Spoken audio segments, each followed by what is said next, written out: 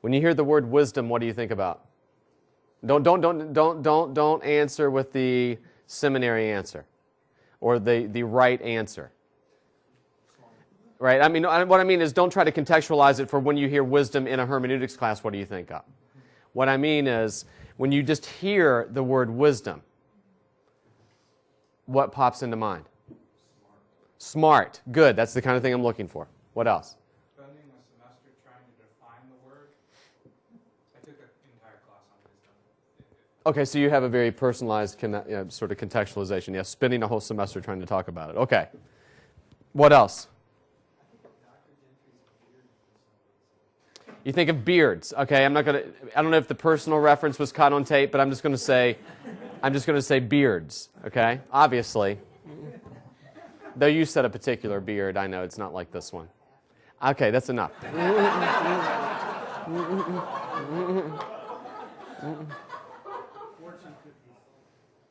Okay, there you go. Fortune cookies. That kind of thing. Like a pithy saying, an adage. Okay, a proverb. Where'd that come from?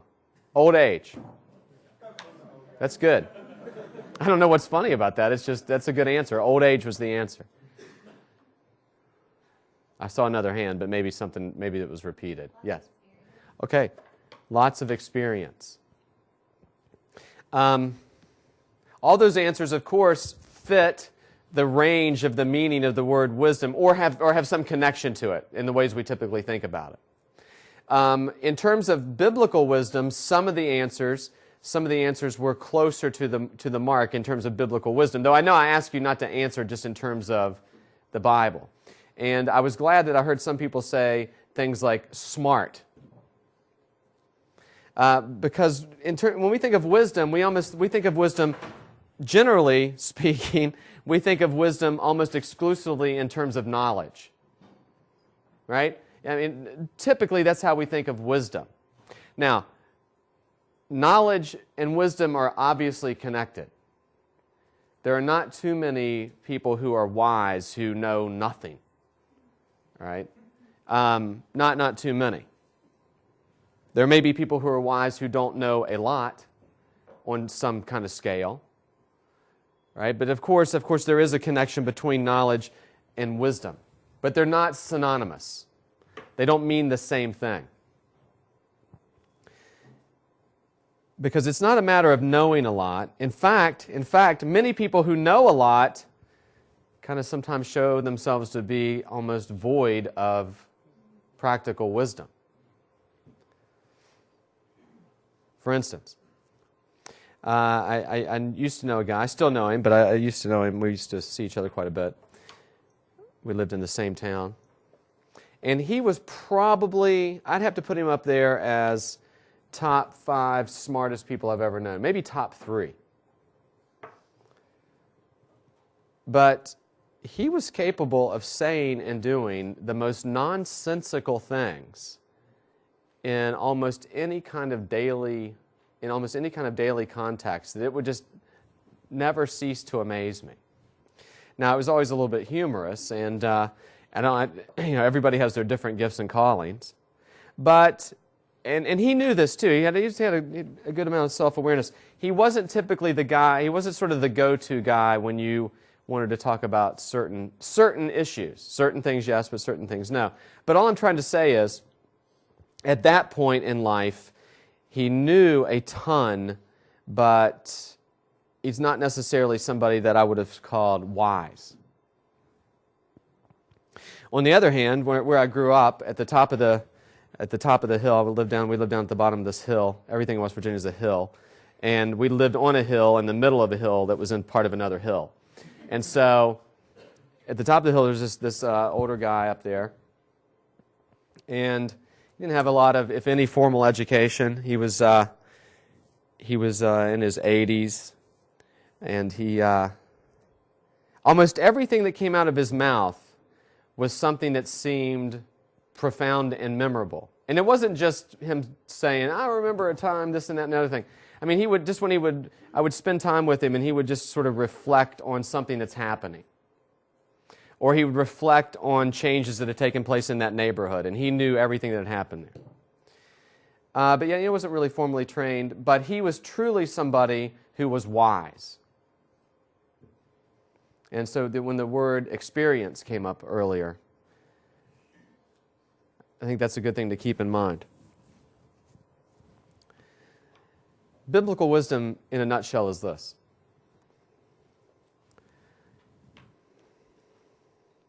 Biblical wisdom, the person in the Bible who is wise, is a person who, in any given situation,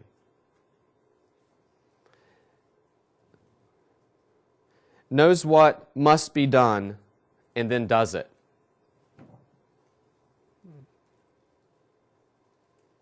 The wise person in the Bible is the person confronted with any situation, knows what he or she must do, but doesn't just know what to do, they do it.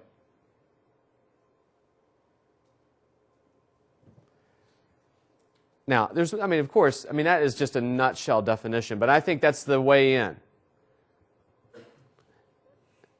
Biblical wisdom is an experiential wisdom.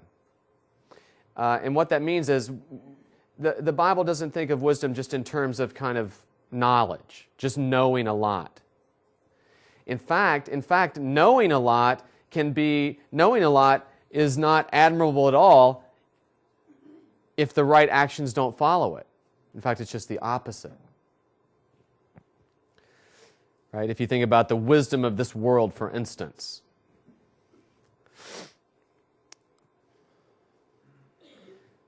So, let me give you an example. Do not answer a fool according to his folly, lest you also be like him. What's the next verse say? Answer a fool as his folly deserves, lest he be wise in his own eyes. Which one is it? It's not a rhetorical question. Which one is it?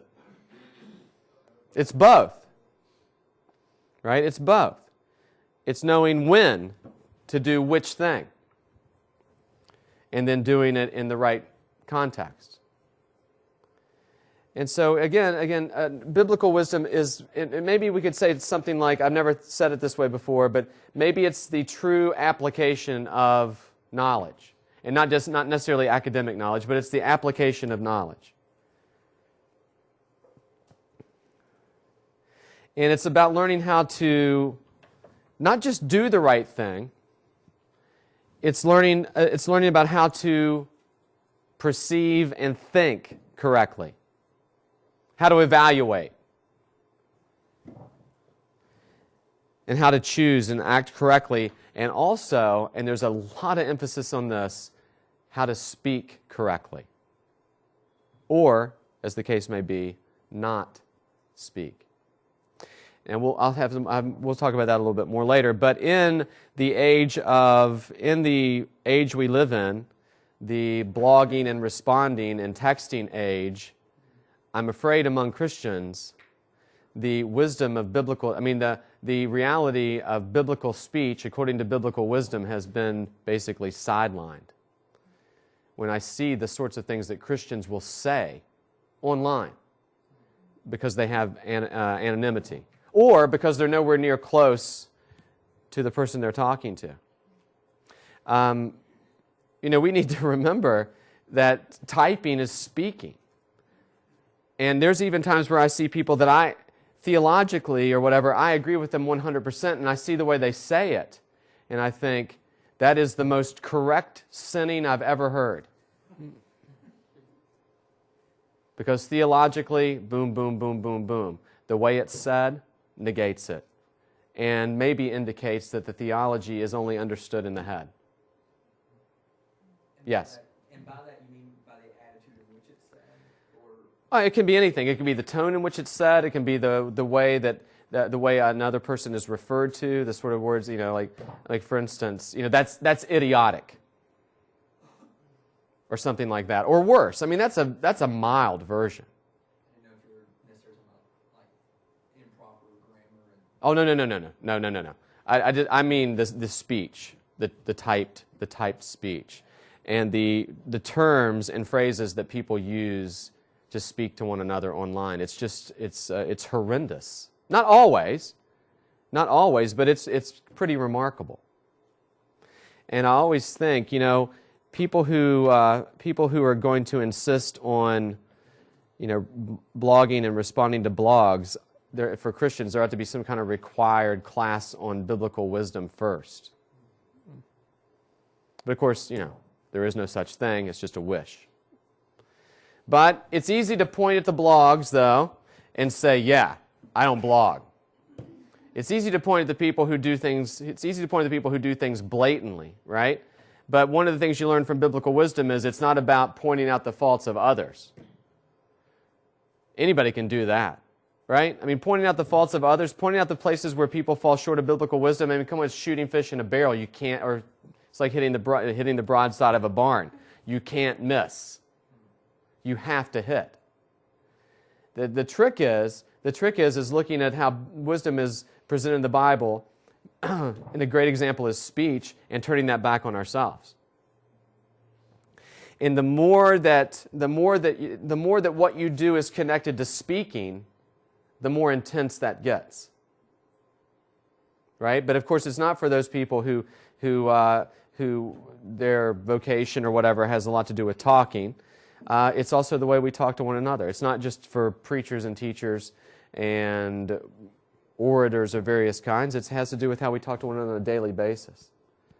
How you talk the minute your feet hit the ground in the morning, and how you speak the rest of the day. We're never really off the hook. And the wisdom literature of the Bible can help us. Of course, not just about speaking, but how to perceive the world that we live in. And interestingly, and this is often, we don't think about this too often, wisdom literature provides us sort of a universal touchstone.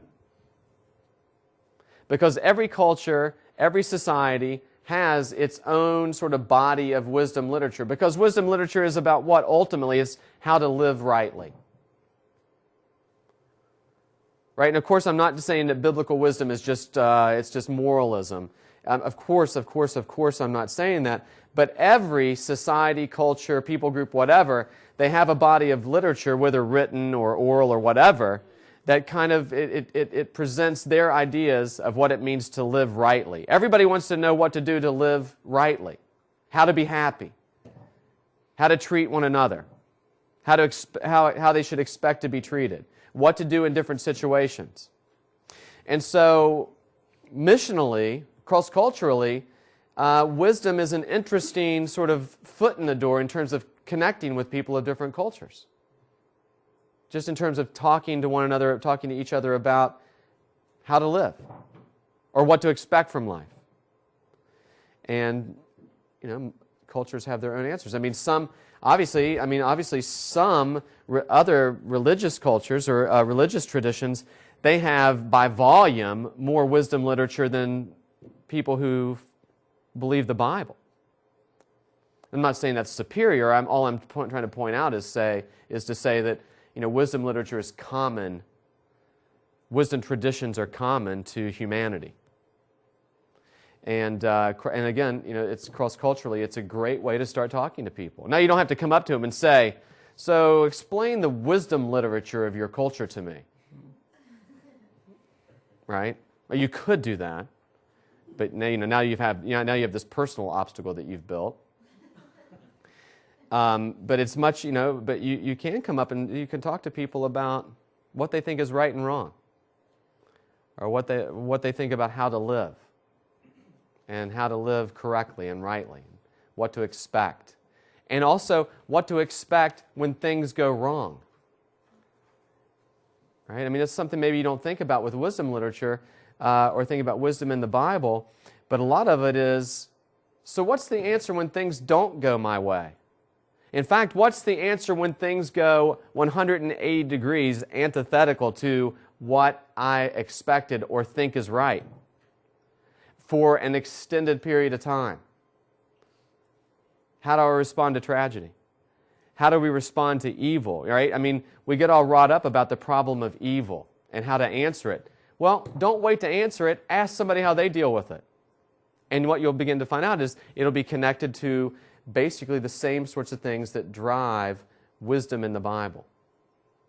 it's the wisdom literature in the Bible that helps us understand how to deal not abstractly with the problem of evil, and not abstractly with when things go wrong that should have gone right or seem like they should have gone right, but on a real, practical, everyday level. It's easy to talk about the problem of evil abstractly, right? We got all the right answers, can line it all up, rationalize it. But when the power of evil, which usually manifests itself in things happening that seem to question things that we know to be right, that's when we can sort of test how well we've grasped biblical wisdom.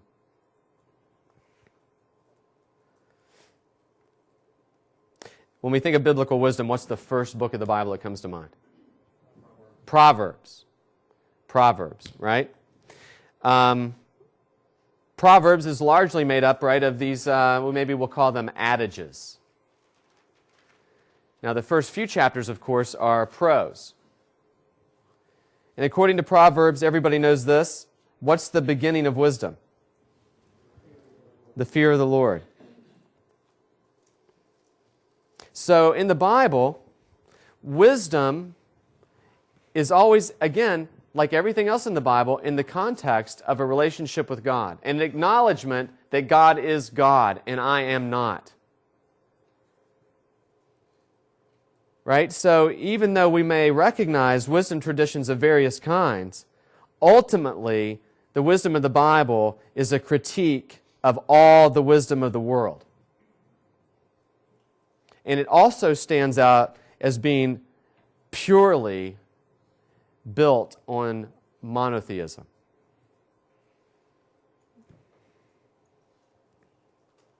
Because the beginning of the fear of the Lord is the beginning of wisdom. That is our perspective and our stance. That's where we begin when we talk about wisdom. And what that means is, what that ought to do is immediately kind of position us in terms of what we think about wisdom.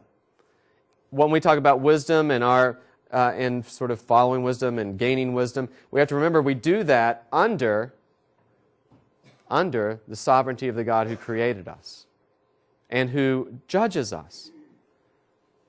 Right? God is the standard at all times, right?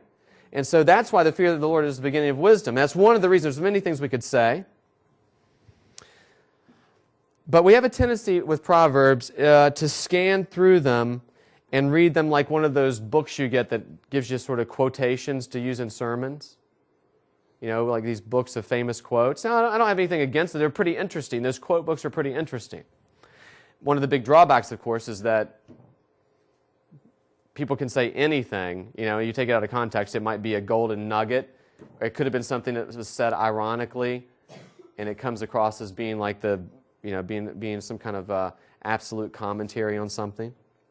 But sometimes we read the book of Proverbs like that, so we'll just open up to it, and we'll just sort of skim through it and wait to find one that sort of pops out on us that we might want to put up on the refrigerator.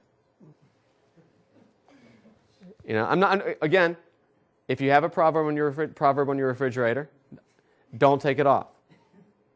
There's one on mine.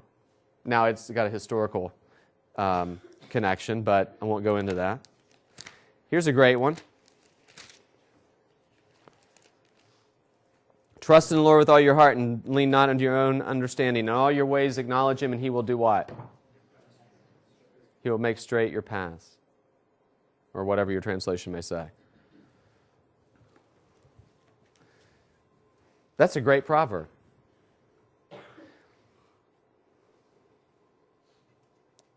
But reading the Proverbs, of course, is not just skimming through and finding a few that are pithy. And we might like to quote them from time to time. But the big thing about the Proverbs is not so much how many you have memorized, but the big thing about the Proverbs is living them. And the great thing about the book of Proverbs is it pretty much covers just about everything in one way or another. It's pretty comprehensive. Now, when I say it's comprehensive, of course, not every circumstance that you'll ever enter into or every conversation you'll ever have in your life is reflected in the book of Proverbs. But if you go through Proverbs, one of the things that will strike you, just like if you go through the law, and the way we've talked about the law is, it's based on this idea that the human life, or a human life, or human life with no article in front of it, is meant to be unfragmented. We live desperately fragmented lives as a result of the fall. And one of the things the Bible is doing is defragmenting. There's to use a new phrase. It's defragging our life and getting rid of all kinds of meant to be getting rid of all kinds of stuff that doesn't fit and shouldn't be there, and is cluttering things up and causing gaps and holes in our life. Biblical wisdom, not just Proverbs, but biblical wisdom comes to us in this sort of shaping kind of fashion. So biblical wisdom takes its place in the unfolding big picture of God's redemption. Biblical wisdom takes its place sort of like the way Psalms does, in the fact that it is a story that people are living in, and here's how you live in this story. You know, that's one of the great things. The biblical wisdom is about, to a large degree, it's about living in that big picture, that big story of redemption. And again, this is why it's entering into that story and not just viewing it from the outside as an, sort of, what do you call it? An objective, help me out. Observer. Thank you. Thank you. An objective observer, staying on the outside, just sort of keeping score of what's happening, right? It's meant to change us. Proverbs works the same sort of way. Now, when you think of Proverbs, how often do you think of them as formulas? If A, then B. If you do this, then this will surely follow. And then what happens? How do we think of it? We'll do A, then if B doesn't follow, then we'll back up and think, okay, what are all the things I did that caused the wrong outcome? Now, maybe you did lots of wrong things that caused a wrong outcome. But one of the problems we have with the Proverbs is we read them too much like automatic formulas, as if they're like dominoes. You knock the first domino over, the rest of the dominoes have to fall. Here's the greatest or worst example of all. Train up a child in the way he should go, and even when he is old, he will not depart from it. Now, this is what I'm getting ready to say has a lot to do with sort of misinterpreting the proverb too, and it's not just reading it as A to B. How's that proverb typically understood? In a typical sense. How's it typically? Don't try to give me the correct answer. Yeah. More than one parent has read this proverb and has heard this proverb preached in such a way as, if you raise your children up, send them to Sunday school, get them in Awanas or whatever you have. Do they still have Awanas? Yeah, there's still Awanas, isn't there? Okay. Yes, of course there is still Awanas. Anyway, so you take them, you send them to the youth group or at whatever. They're there all the time. You teach them the right things. When they get older, they may stray, but they will come back to the church. Of course, there's no coming back, right? But that's the kind of way we talked about. Well, now, what happens then? And this happens when that does not happen. When the child grows up and shows zero sign in the same family, brothers, sisters, brother and sister, whatever, raised in identical ways. And one grows up and completely rebels and just never even thinks about this sort of thing, apparently, the things they were taught when they grew up. What about, tragically, when a child like that dies before the parents do? Well, more than one Christian parent has been left with a lifetime of sleepless nights trying to figure out what they did wrong that caused their child not to be a Christian. Or what they did wrong that caused their child to enter into some kind of lifestyle or life behavior that is just something they don't even want to think about or even recognize as true. This happens. This happens because that proverb is taken to be saying more than it's saying. That proverb is not saying, in every single case, every time this happens, if you just figure out what the training up part is, and you get that right, then the second part will follow. What is this proverb talking about? It's talking about what? A general principle of child rearing. That's what it's talking about. It's setting forth a general principle for raising children that is true. And that is, if you train a child up in the way he should go, even when he's old, he will not depart from it. But we don't all of a sudden believe in salvation by somebody else's works, do we? Right? I mean, practically speaking, we don't believe in salvation by works, but there's a certain understanding of this proverb that practically says, no, but I do believe in my child's salvation on the basis of my works. Practically, that can happen. Now, again, I think one of the things, and Dr. Stein is really clear about this and really good about this, one of the things we have to understand is that Proverbs does present, not everything in Proverbs. You have to hear me really carefully. There are a lot of Proverbs that are about the person and work and character of God. And those have to be distinguished, right? You have to categorize the Proverbs. So when you hear me saying that many Proverbs set out a general rule for how things work and not a formula that B must follow A, don't then apply that to a proverb that has something to do with the way God acts or will act or promises to act. It's not that way. Again, you have to be careful when you read it.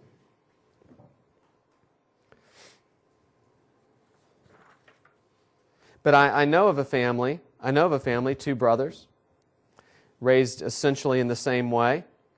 And one became, later in life, a Christian. One gave some signs and never became a believer.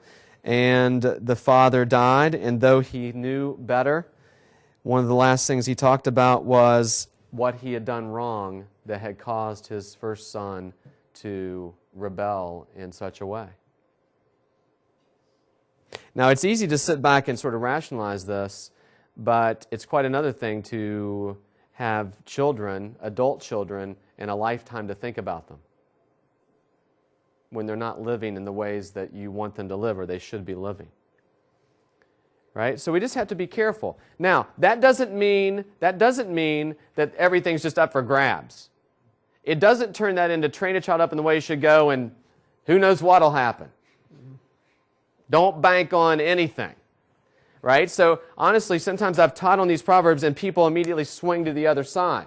It goes from people thinking that they're a set formula. Every time this happens, this will happen, to the other side of, it's just, we're just winging it no matter what. Do your best, but it'll probably not make any difference. So I'm not saying that either. But we have to be carefully. We have to carefully read these proverbs and see that what they're doing is they're telling you in life, this is how you should be living. This is how you should be teaching your children. You have a responsibility for your child's future. I mean, that's sort of a principle in that proverb.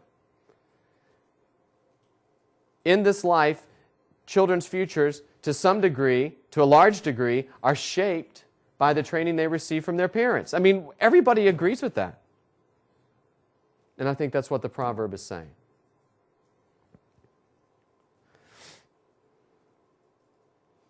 Here's another one.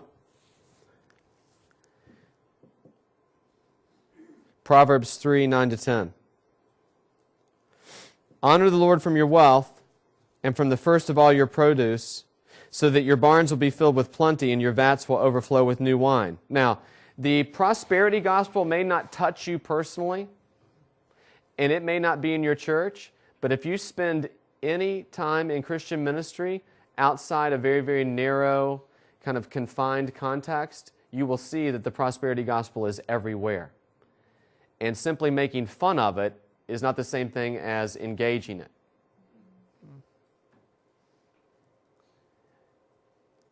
But there's more than one person, again, I talked about this the other day, there's more than one person who has heard this very proverb and then given money that they don't have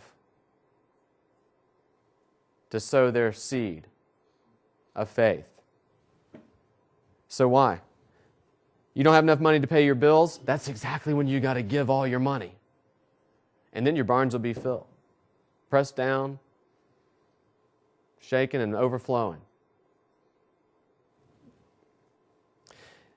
But that's not the way it works. Now, is the extreme opposite then? We need to wipe out sacrificial giving. No, of course not. Biblical wisdom is always about balancing all these sorts of things. But Proverbs 3, 9 to 10 is not a guarantee. It's not a guarantee that if you contribute regularly to your church and put God first in your life, that your life will be filled with material blessings. If it is a guarantee of that, then it's antithetical from the teaching of much of the rest of the Bible. I mean, just for instance, take for example the life of the Apostle Paul. I am fairly certain that Paul lived a life where he put God first in things. And that he gave, not just of his money, but of himself. And gave sacrificially. But if you read 2 Corinthians and you see Paul give a litany of his life, I'm in danger in the cities, I'm in danger in the country, I'm in danger of robbers, we go without eating, we go without sleep, I'm in danger by the Gentiles, I'm in danger by the Jews. It's not really a prosperous life, the way we would count prosperous.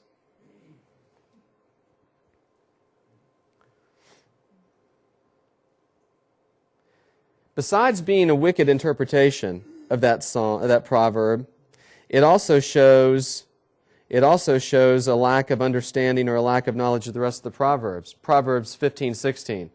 Better is a little bit with the fear of the Lord than great treasure and turmoil with it. So there's an acknowledgement that with the fear of the Lord, you may still be poor.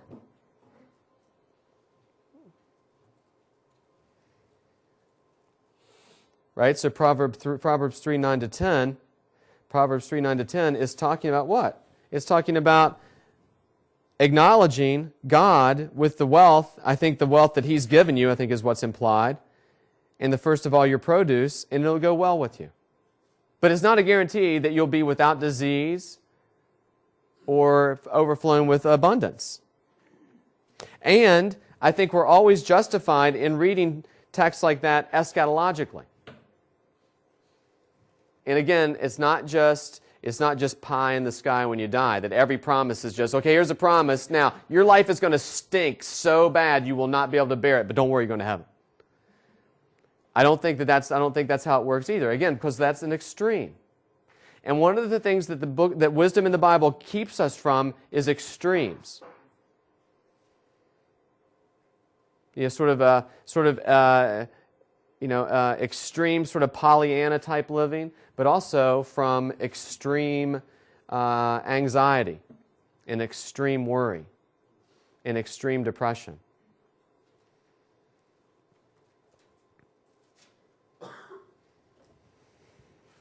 So, we have to get away from this, if you do this, then you will get this. Now, there are plenty of things in the book of Proverbs, right, where it's more than just a principle.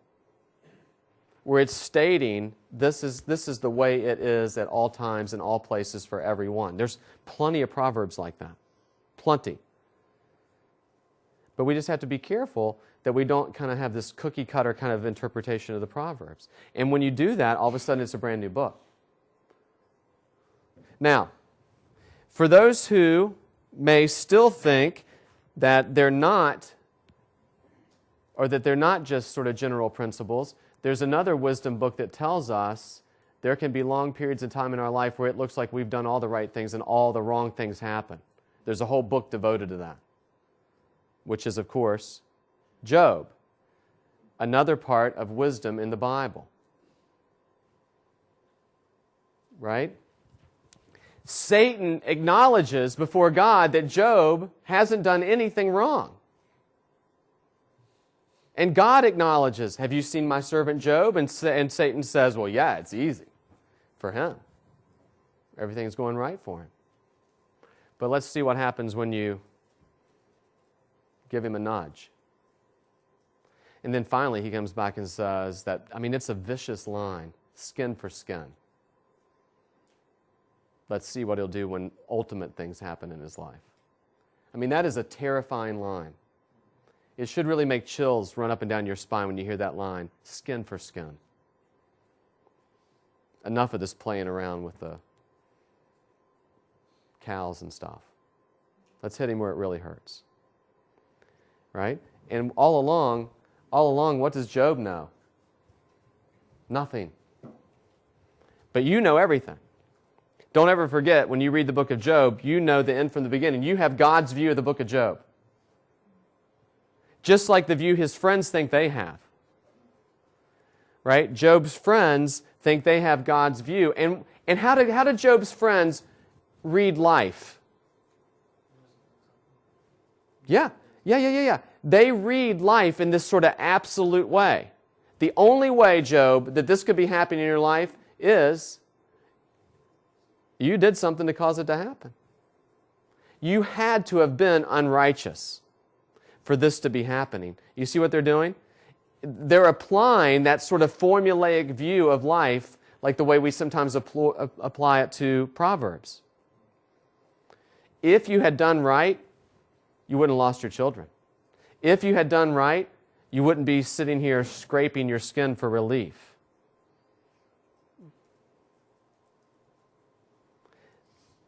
And you notice that Job's friends, they say lots of right stuff.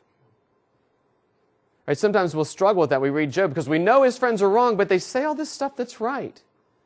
Well, they say tons of things that are correct and admirable and things that we should emulate in their speech. But it's their application. It's their application of what they know to Job's life that they show that they don't really get it. And then God lets them know it in no uncertain terms at the end. Right? Just as he lets Job know. Brace yourself. Right? And he says, he says, get ready. I'm going to talk to you man to man right now. And then God says, where were you? Where were you when I hung the stars in space? Now, that's a paraphrase, right? When I hung Pleiades and Orion. What did you know? Or when the storms come, where the rain comes from. And so what you have there is you see that life is not formulaic. But what's the message? The message is even when life is not formulaic, the fear of the Lord is the beginning of wisdom. God is still there and no more far off than he ever was. Right? Now there's a ton of things to say about the book of Job, and that's hardly enough. But why don't we take just a really short break and then come back and talk about not just Job, but that other book in wisdom, which we often refer to as, maybe not out loud, the depressing book of the Bible.